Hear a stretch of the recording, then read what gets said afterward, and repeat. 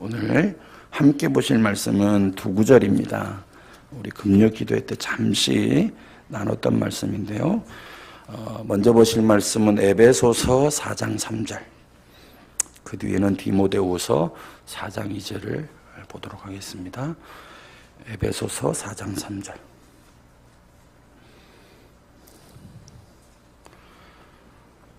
다 같이 에베소서 4장 3절부터 신약성경 313페이지입니다. 같이 읽어요. 평안에 매는 줄로 성령이 하나 되게 하신 것을 힘써 지키라. 아멘. 디모데후서 4장 2절입니다. 자, 찾으셨나요? 같이 읽습니다. 너는 말씀을 전파하라. 때를 얻든지 못 얻든지 항상 힘쓰라. 범사의 오래 참음과 가르침으로 경책하며 경계하며 권하라. 아멘. 얼마 전 TV에서 리버풀이라는 축구팀과 레알 마드리드라는 팀이 축구 경기를 하는 것을 재방인 것 같아요. 재방송으로 제가 하는 것을 보았습니다. 그런데 이 두 팀 중에 리버풀이라는 팀에게 붙여져 있는 별명이 있더라고요. 그 별명이 뭐냐면 리중딱이었습니다. 리중딱. 리중딱이라는 의미 뭔가 궁금해서 제가 한번 검색을 해봤더니 이런 뜻이었어요. 리버풀은 중위권이 딱이야. 리버풀은 중위권이 딱이야. 뭐 이런 뜻이었습니다. 그런데 이 리버풀을 상대하는 레알 마드리드라는 팀은 선수 면면을 보면 정말 화려한 팀이 분명히 있습니다. 선수의 구성원과 네임밸류를 보면 이 두 팀이 게임이 별로 안 될 것 같다. 어느 한쪽에 원사이드한 게임이 될 것 같다라는 예상을 깨고 제가 시합을 지켜보니까 그야말로 백중세였습니다. 미드필드에서 격렬한 싸움이 진행이 되어지는 것, 어느 한쪽으로도 운동장이 기울지 않는 것을 보면서 제가 깜짝 놀랐습니다. 그런데 그 이유를 한번 잘 보니까 리버풀이 선수 개개인의 역량이 분명히 떨어지는 것은 사실이지만 리버풀에게는 이것이 있었습니다. 하나의 팀으로 움직이는 어떤 통일성, 하나됨이 리버풀이라는 팀에게 있더라고요. 이것을 교회로 옮겨와 생각해 본다면 어떤 교회가 강한 교회일까? 어떤 교회가 위대한 교회일까? 주님께서 세우신 교회라면 그 교회는 어떤 모습이어야 할까라는 것을 한번 경기를 보면서 한번 생각을 한번 해보았습니다.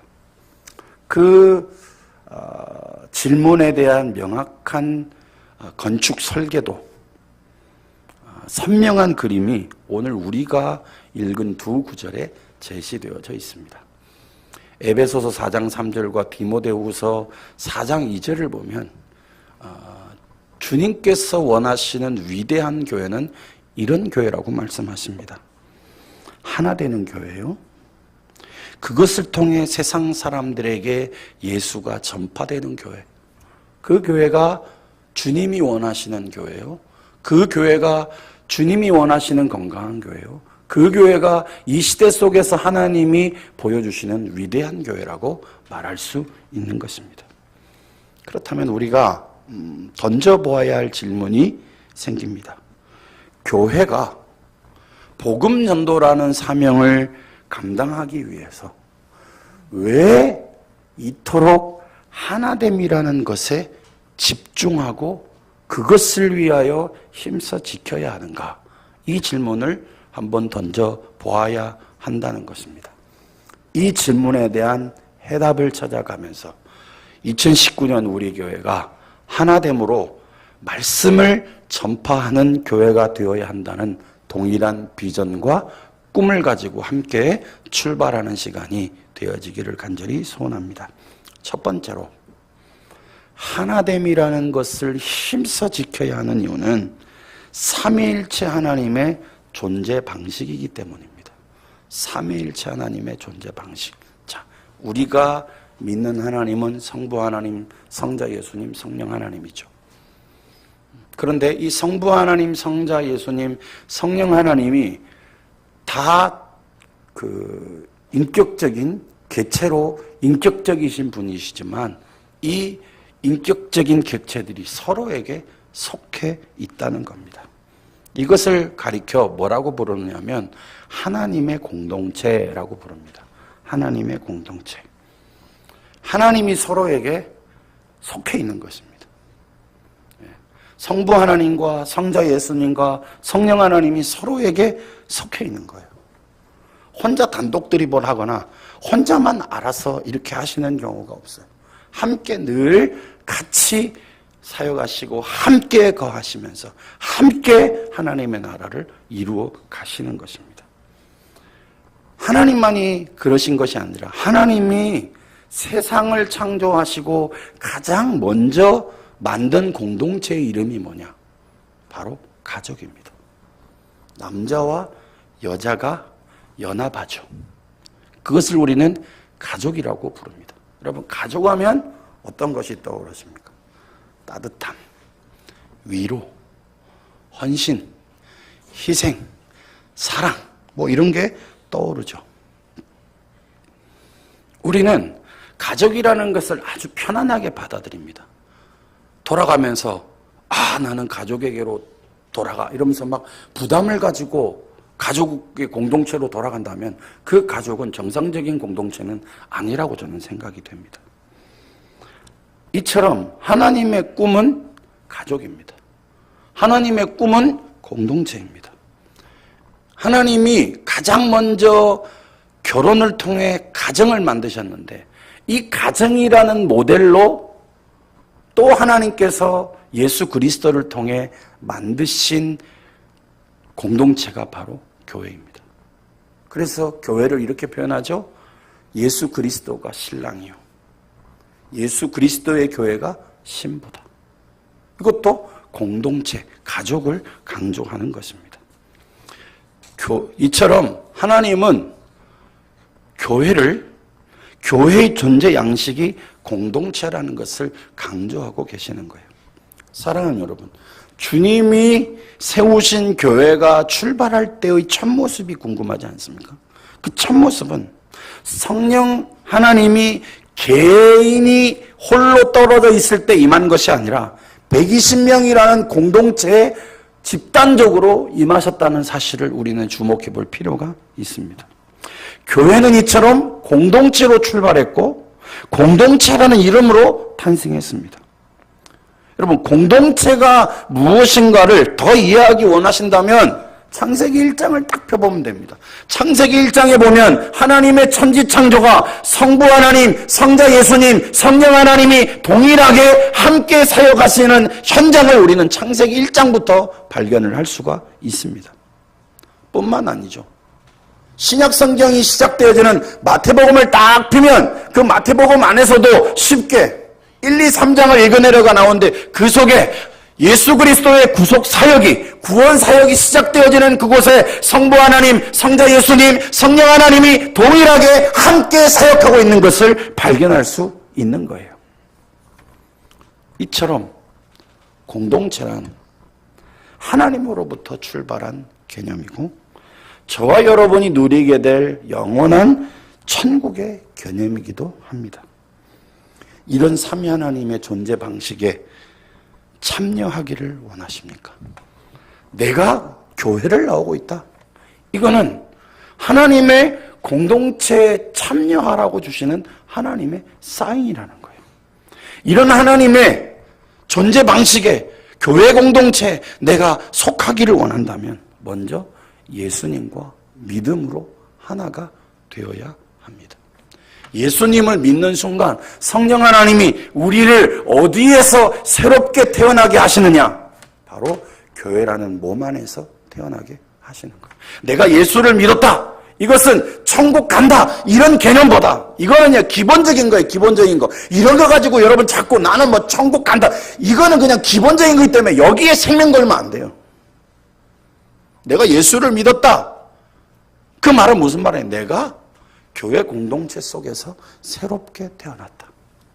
그 공동체 속에서 태어나고 그 공동체 속에서 성장하고 그 공동체에서 안식과 위로와 평안을 누리다가 마침내 하나님의 품 안에 안기게 되는 거예요. 또 한 가지, 우리가 가족 공동체로 살아갈 때 반드시 잊지 말아야 할 원리가 있습니다. 마귀는요, 분열과 질투를 유발시키지만 하나님으로 시작되는 공동체의 특징에는 함께함, 하나됨의 증거가 나타난다는 것입니다. 그렇다면 지금 우리가 속해서 살아가고 있는 우리 교회 공동체의 모습은 어떤 모습입니까? 나는 이 공동체 속에서 어떤 모습으로 살아가고 있습니까? 서로에게 속해 있는 하나님의 존재 방식이 우리 공동체 속에서도 동일하게 그 원리가 실현되고 나타나고 있을까요? 하나님이 보여주신 공동체의 방식에 내가 순도 100%의 순종을 통해서 하나님 앞에 믿음으로 그렇게 삶을 증명해내고 있습니까? 우리가 왜 하나 되어야 됩니까? 하나님께서 하나님을 통해서 하나님의 존재 방식이 하나됨이라고 말씀하셨기 때문에 우리는 그것을 힘써 지켜야 한다는 것을 여러분 믿으시기를 바랍니다. 두 번째로, 진정한 공동체는 힘써 지키는 거예요. 진정한 공동체는 힘써 지킨다. 에베소서 4장 3절을 보면 이렇게 말씀되어 있죠. 평안에 매는 줄로 성령이 하나 되게 하신 것을 힘써 지키라. 어떻게 지키라고요? 힘써 지키라. 여러분이 힘써 지킨다는 말은 시제는 뭐냐면 현재 분사입니다. 이 현재 분사라는 말은 계속되는 상태를 말합니다. 끊임없이 부지런히 행해야 된다. 이 안에는 노력이 포함되어 있는 거예요.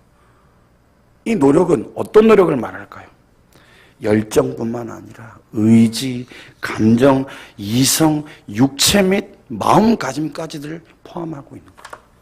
어느 정도로 헌신해야 되느냐? 마음이 열정으로 가득 차야 된다는 거예요. 뭐를 위해서? 하나됨을 위해서. 내가 가지고 있는 모든 것이 어느 하나에 집중돼야 된다는 거예요. 무엇을 위해서요? 하나됨을 위해서. 이처럼 진정한 공동체는 힘써 지키는 것으로 세워져 가는 것입니다. 그런 진정한 공동체는요, 평안이 역사합니다. 평안이 교회를 주장합니다. 위기가 있고 역경은 있어요. 어느 교회든지 예외는 없습니다. 위기는 있고 역경은 있습니다. 그러나 하나님이 주시는 평안에 매는 줄로 그것을 힘써 지키고자 하는 교회는 하나님이 주시는 평안이 교회를 결국 덮어버리는 역사가 일어나게 되는 것입니다. 이런 진정한 공동체를 향한 꿈을 가지고 우리가 2019년을 살아가야 된다는 거예요. 그렇다면 이런 진정한 공동체를 우리가 만들어가기 위해서 우리의 삶에 담아내야 하는 모습은 어떤 모습이냐? 그리스도의 성품으로 변화되어져 가야 한다는 겁니다. 그리스도의 성품으로 변화되어져 가는 것. 에베소서 4장 2절 우리가 읽지 않았지만 에베소서 4장 2절 말씀에 보면 겸손과 온유, 오래 참음, 사랑 안에서 서로 용납하는 성품으로 순종해 가라고 말을 합니다. 아, 목사님, 우리가 적용해야 될 성품이 너무 많네요. 겸손도 있고 온유도 있고 오래 참음도 있고 사랑도 있고 서로 용납도 해야 되고, 아이고 머리에 찌 내립니다. 이것을 아주 간단하게 우리의 삶에 적용할 수 있는 방법을 제가 유용모 목사님 책을 읽다가 좀 공감이 돼서 몇 가지를 좀 인용을 하겠습니다. 공식인데요. 5 빼기 3은 2. 뭐라고요? 5 빼기 3은 2. 이 공식에서 나오는 게 뭐냐? 5. 어떤 오해라도 3. 3번을 생각하면 2. 이해하게 된다. 자, 또 하나를 소개합니다. 2 더하기 2는 4. 2 더하기 2는 4. 2. 이해와 2. 이해가 모일 때 4. 사랑이 된다. 여기에 겸손과 온유와 오래 참음과 사랑이라는 게 다 녹아져 있습니다. 여러분, 이해하려면 어떻게 해야 됩니까? 내 관점에서 보면 이해할 수 없습니다. 상대방의 관점에서 봐야 이해가 가는 거죠. 이처럼 그리스도의 성품이 역사하는 데 가장 큰 걸림돌이 뭐냐? 바로 나입니다. 나. 공동체가 왜 이래? 그런 말 할 필요 없어요. 누가 문제입니까? 내가 문제입니다. 내가 문제인데 자꾸 문제를 다른 데서 찾으니까 답이 없는 거예요. 나만 생각하는 이기심이 있으면 여러분, 그 속에 겸손이라는 것은 있을 수 없습니다. 온유라는 것은 존재할 수 없어요. 사랑으로 열매를 맺는다는 거 꿈도 꾸지 마십시오. 교회 안에서 다툼이 일어나는 여러 가지의 것을 보면 사실은요, 본질 때문에 싸우는 게 아니에요. 뭐 때문에 싸우냐? 나의 방법이 충돌해서 싸워요. 비본질적인 것 때문에 싸운다는 겁니다. 사랑하는 여러분, 교회의 본질이 뭡니까? 사랑입니다. 잘 들으십시오. 나중에 물어봤는데 봉창 두드리는 소리 하지 마십시오. 교회의 본질은 뭐예요? 사랑이에요. 하나님의 뜻은 뭐예요? 사랑이에요. 제가 늘 얘기합니다. 구약을 꽉 짜면 구약에서 하나 단어가 뚝 떨어지는데 그 단어 이름이 뭐라고 말씀드렸어요? 사랑이에요. 신약을 꽉 짜면 신약에서 단어 하나가 뚝 떨어지는데 그 단어도 뭐예요? 사랑이에요. 내가 많이 배웠다는 것을 자랑하지 마십시오. 내가 어떤 훈련 과정을 거쳤다는 것을 자랑하지 마세요. 그 훈련 받음은 뭐로 증명해야 되느냐? 그리스도의 성품으로 증명이 되어야 합니다. 중직자들은 뭐 하는 사람들이냐? 앞에 서 있다가 하나님의 사람들이 일할 수 있는 사람이 생기면 뒤에 빠져서 그 사람들을 받쳐주는 사람들이에요. 그게 중직자예요. 리더들은 뭐 하는 사람들이냐? 소그룹이나 공동체를 이루고 있는 사람들이 역량을 꽃피울 수 있도록 옆에서 도와주는 사람. 나를 따라 깃발을 들었는데 뒤에 아무도 없다. 그건 리더가 잘못된 거예요. 이건 저에게도 해당되는 말입니다. 우리 공동체 속엔 무엇이 역사하고 있습니까? 그리스도의 성품이 역사하고 있는 것이 맞을까요? 나의 신앙의 수준, 그 공동체의 신앙의 수준은 공동체 속에 그리스도의 성품이 드러날 때 그것이 바로 그 공동체의 수준이요, 그 성도의 삶이라는 사실, 여러분 믿으시기를 바랍니다. 복잡하게 여러 공식 생각하지 말고 두 공식을 오래 꼭 기억합시다. 5 빼기 3은 2. 2 더하기 2는 4. 1년을 살아가면서, 공동체 속에 살아가면서 내 생각과 내 감정과 내 의지가 내 마음대로 막 발현되기 시작할 때 이 두 공식을 떠올리고 그리스도의 성품으로 살아가는 저와 여러분이 되어지시기를 주님의 이름으로 간절히 축복합니다. 세 번째로, 하나가 됨으로 복음의 문이 절로 열리기 때문에 하나됨을 지켜야 됩니다. 하나됨으로 복음의 문이 절로 열리기 때문에. 디모데후서 4장 2절에 보면 너는 말씀을 전파하라고 교회를 향해 도전합니다. 그런데 여러분, 교회의 현실은 어떻습니까? 전도합시다. 전도해야 됩니다. 전도하면 교회가 성장합니다. 전도해야 교회가 부흥합니다. 모르는 사람이 있습니까? 교회 한 사람도 모르는 사람은 없습니다. 그런데 전도를 하려고 하면 전도가 되어지지 않는 것이 현실입니다. 무엇 때문일까요? 세대 계층 중에 가장 반항적인 계층의 생각을 알면 교회의 문제가 이런 거구나라는 것을 직감할 수 있습니다.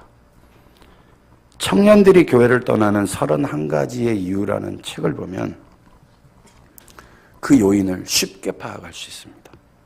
이렇게 얘기를 해요. 31가지 이유 중에 제가 2가지만 말씀을 드릴게요.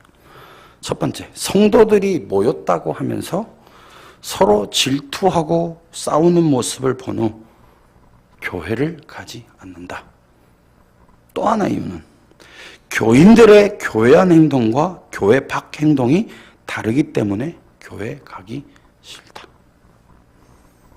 공감이 되십니까? 이렇듯 교회가 다시 살아나기를 원하고 교회가 주님이 주신 사명인 전도를 능력 있게 감당하기를 원한다면 우리가 풀어가야 할 절체절명의 숙제가 우리 앞에 놓여져 있는 거예요. 이 숙제를 예수님의 기도로 풀이하겠습니다. 요한복음 17장 21절에 제가 읽을게요. 아버지여, 아버지께서 내 안에 내가 아버지 안에 있는 것 같이 그들도 다 하나가 되어 우리 안에 있게 하사 그들도 우리 안에 있게 하사 세상으로 아버지께서 나를 보내신 것을 믿게 하옵소서. 복음의 문이 광폭적으로 열리는 교회는 어떤 교회냐? 바로 하나님의 존재 방식인 하나됨을 힘써 지키는 교회입니다. 여러분 잘 보십시오. 성장하는 교회, 부흥하는 교회는 뭔가 특징이 있습니다. 기도하면 통일성이 있어요. 그 사람들의 생각 속에, 마음 속에 흐르는 하나됨이라는 어떤 이 저변에 확대된 어떤 것이 쫙 흘러갑니다. 이 사람을 찔러도 저 사람을 찔러도 똑같은 말을 해요. 교회가 무엇인가에 대해 명확한 그림이 있습니다. 여러분, 교회는 사교 집단이 아닙니다. 교회는 사람의 비위를 맞추는 공동체가 아니에요. 교회는 주님의 존재 방식인 것을 우리가 구현해내는 거예요. 우리가 그렇게 살 때 세상 사람들이 하나님이 살아계시는구나 하는 것을 우리의 삶을 통해 보게 되는 것입니다. 이 하나됨을 힘써 지켜야 할 마지막 보루가 뭐냐면 소그룹입니다. 가장 작은 소그룹에서 여러분 하나님이 나에게 어떻게 역사하셨는지를 구체적으로 나누면서 이것이 어떻게 증명되어야 되느냐? 서로의 연약함과 서로의 부족함을 사랑으로 받아내는 거예요. 뭐라고요? 받아내는 거예요. 왜 그래야 되느냐? 교회를 무너뜨리려고 하는 마귀가, 사단이 어떻게 역사를 합니까? 질투하게 하고 대립하게 하고 그래서 무너뜨리려고 하는 거예요. 그렇다면 그 사단을 효과적으로 대응하는 방식, 대적하는 방식은 서로 적대자가 되어서는 안 되는 거예요. 오늘 설교하기 전에 제가 여러분들에게 서로에게 인사하라는 거 기억하십니까? 당신은 좋은 사람입니다. 그 좋은 사람은요, 서로가 좋은 사람이 되어지면 적대자가 되어질 수 없어요. 서로 도와주고 힘을 주는 하나됨의 공동체여야 하는 거예요. 연애해 보셨죠? 돈이 없어도 뭐를 안 먹어도 얼굴만 봐도 좋잖아요. 교회에 오셔서 여러분 연애하셔야 돼요. 연애. 요 얘기만 자다가 딱 듣고 목사님이 연애하라 했다 이래가지고 불을 켜고 연애, 그 말이 아닙니다. 하나님과 사랑에 빠지면 그 사랑이 흘러 들어가게 돼 있어요. 어느 사람에게 흘러 들어갑니다. 그 삶의 방식은 뭐냐? 받아내는 거예요. 서로 받아내는 거. 대부분의 교회가 여기서 실패합니다. 교회 안에 새신자가 오기를 사모하고 기도하지만 정작 그 새신자들이 들어오는 문을 막아서고 있는 사람들이 누구냐? 바로 교회 구성원들입니다. 먼저 된 자들이 공동체 속에서 사랑으로 서로 받아내는 훈련들을 좀 해갑시다. 누가 잘났고 누가 못났고는 여러분 아무런 의미가 없습니다. 왜 그런지 아십니까?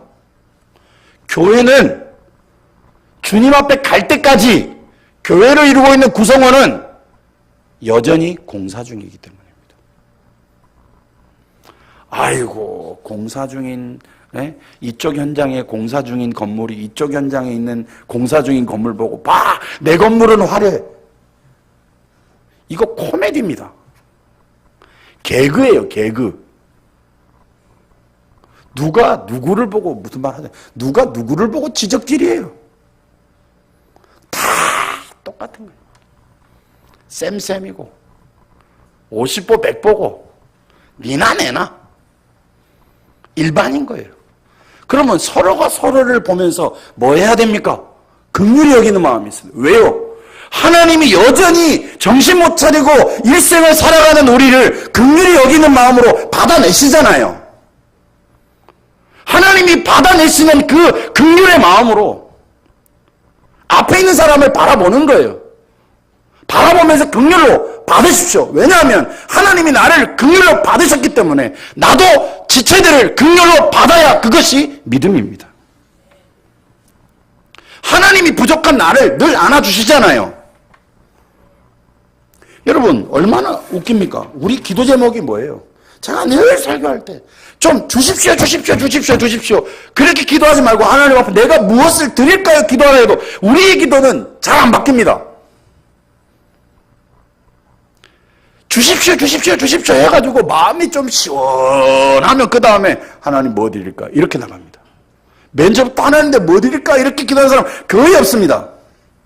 그런데 주십시오 주십시오에 익숙한 이기적인 나를 하나님이 늘 안아주시거든요. 하나님의 품에 안아주시는 거예요. 그러면 이기적인 나를 하나님이 안아주시는 것처럼 나도 어떻게 해야 돼요? 이기적인 사람들을 안아야 되는 거예요. 그게 신앙입니다. 저는 여태까지 제가 솔직하게 고백하면 제자훈련 받고 말씀을 문맥으로 잘 이해하고 거기서 적용점을 찾아내고 큐티 잘하고 그러면 그 사람이 신앙 좋은 사람인 줄로 착각을 했어요. 신앙은요 그것으로 끝이 나면 안 됩니다. 신앙은 뭐냐? 받아내는 거예요. 하나님의 사랑으로 받아내는 거예요. 하나님의 긍휼로 품는 거예요. 서로를 받아내며 상호 책임지는 것이 얼마나 중요한지를 보여주는 예화가 있는데 이것 하나 예화 들고 말씀을 마치겠습니다. 로마 황제 네로의 잔악한 박해로 원형 경기장에서 죽음의 사선에 서게 된 절박한 상황 속에서 그들은 서로를 놓지 않으려고 꼭 붙잡고 있었다. 신호에 따라 맹수들이 그들을 향해 달려들었고 그 후 네로가 경기장 중앙으로 걸어 나왔다. 사륙한 시체들을 살펴본 후에 네로는 격분하며 이렇게 말했다. 이런 예수 믿는 놈들. 죽는 순간까지도 서로를 돌보고 있군. 저것 봐. 죽으면서도 서로 보호하며 꽉 부둥켜 안고 있는 모습을, 무엇이 그들을 그토록 단결시켰는가? 저들의 종교에 내가 알지 못하는 무엇이 있구나. 이게 서로 받아내는 것입니다. 이것이 서로 상호 책임지는 모습입니다. 우리가 서로 받으면 들어오는 사람도 그 사랑 앞에 압도되어집니다. 그 사랑이 흘러 들어가요. 받아내십시다. 2019년 하나됨으로 말씀을 전파하는 교회가 되기 위해서 하나님이 우리에게 보여주신 모범을 기억합시다. 서로에게 속해 있는 성부자, 성부, 성자, 성령 하나님의 존재 방식을, 그리스도의 성품이 녹아질 때 그 공동체의 수준은 업그레이드 되어진다는 사실.